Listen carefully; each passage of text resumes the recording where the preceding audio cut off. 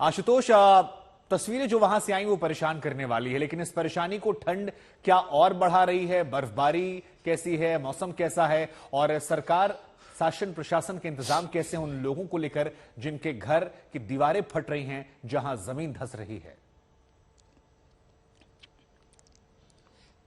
शुभांकर, दरअसल जोशीमठ में दो कॉन्ट्रास्ट आपको दिखेगा।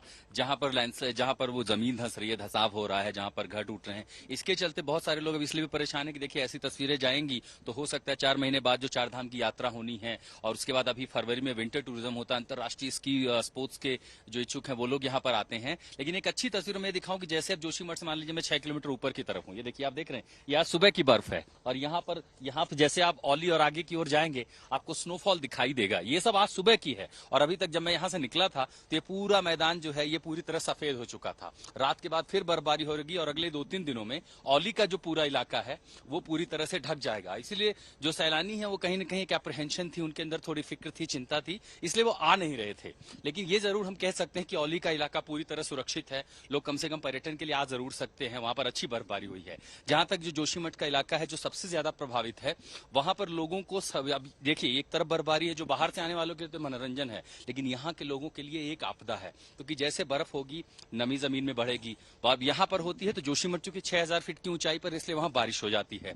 तेज बरसात होगी तो सीधा सीधा लोगों को यह डर है कि जहां दरारें हैं, जमीन कट रही है, वहां पानी का रिसाव होगा, वहां पानी भरेगा तो मिट्टी और लूज होगी, उससे खतरा पैदा होगा। इसके चलते जितने लोग हैं राहत शिविरों में हैं, जो शिविर में हैं जाहिर उनके अंदर अब आप वो आराम नहीं मिल सकता जो आप घरों में थे, वो सुविधाएं नहीं मिल सकती जिसका फायदा आप घरों में उठाते थे। फिर भी ये कोशिश की गई कि उनके पास पर्याप्त मात्रा में कंबल हो, ब्लैंकेट के साथ साथ जो है हीटर हो, ये तमाम चीजें कि कम से कम उन्हें तापमान से बचाया जा सके। लगभग 150 ऐसे परिवार हैं जिनको सुरक्षित ठिकानों पर ले जाया गया है। बाकी जो लोग हैं उनके लिए मुआवजा घोषित किया गया है। 4000 की बजाय 5000 ये दिया गया कि जो लोग किराए पर रहना चाहते हैं वो वहां पर रहने जाएं। 1.5 लाख रुपए की जो राशि थी वो धीरे धीरे ट्रांसफर करना शुरू कर दी गई है। तो कोशिश ये की जा रही है कि जो राहत का काम है वो लोगों तक पहुंच जाए। लेकिन एक सबसे बड़ी चिंता मैं आपको बता दूं वो ये है कि यहाँ का सबसे जो मशहूर टूरिस्ट स्पॉट है औली, वो पूरी तरह से खाली हो चुका है। होटलों की बुकिंग नहीं है, पर्यटन से जुड़े हुए आप समझिए हजारों जिंदगियां। पूरा जोशीमठ दरअसल 6 महीने कमाता है, 6 महीने बैठता है। बारिश के टाइम बहुत कुछ होता नहीं है,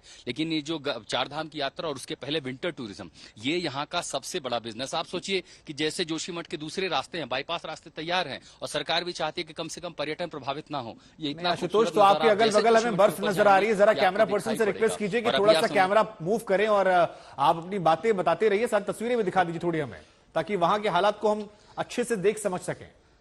बिल्कुल शुभांकर, ये उत्तर भारत के लोग जो भी घरों में हैं, उत्तर प्रदेश के हैं, बिहार के हैं, जहां के भी देख रहे हैं आप, जोशीमठ की तस्वीरों को लेकर विचलित हैं, चिंता होनी चाहिए। लेकिन जब आप जोशीमठ के ऊपर जाते हैं, आप शहर से ऊपर बाईपास रास्ते हैं, सीधा औली की ओर निकलिए। ये जो सफेद बर्फ है ये आज हमने सुबह देखी है, ये पूरा मैदान देखिए जैसे भरा हुआ था। आप जब इन तस्वीरों को देखते हैं तो आपको वो तस्वीरें बॉलीवुड की फिल्में याद आती हैं, कश्मीर याद आता है। ये सब कुछ यहाँ पर है। ऊपर रोपवे बंद है लेकिन मिनी रोपवे अभी भी चल रहा है। जैसे आप ऊपर जाएंगे मिनी रोपवे चल रहा है। जो स्लोप है वहां पर बर्फ आ चुकी है और अगले 3-4 दिनों में जिस तरह का अलर्ट है आप इस तरह की तस्वीरें देख पाएंगे। तो जो लोग अपने घरों में हैं, आप सोच रहे हैं कि जोशीमठ जाएं या नहीं जाएं, उत्तराखंड जाएं या न जाएं, आप इस शहर नहीं लेकिन बाईपास के रास्ते लेकर के औली जा सकते हैं। पूरा इलाका है और अभी देखिए नीचे क्या हम देख पाएंगे, चूंकि अंधेरा है बहुत सारी तस्वीरें आप देख नहीं सकते। आसपास की जितने पूरे टेरेन है वो सब कुछ बर्फ से ढकी हुई है। जाहिर है अंधेरे के चलते आप वो नहीं देख सकते, लेकिन ये सब कुछ, ये देखिए ये पूरी जो क्यारियां हैं सब कुछ बर्फ से ढकी हुई है। और जैसे यहाँ से बाहर निकलते हैं, अब जितने भी होटल आप देखिए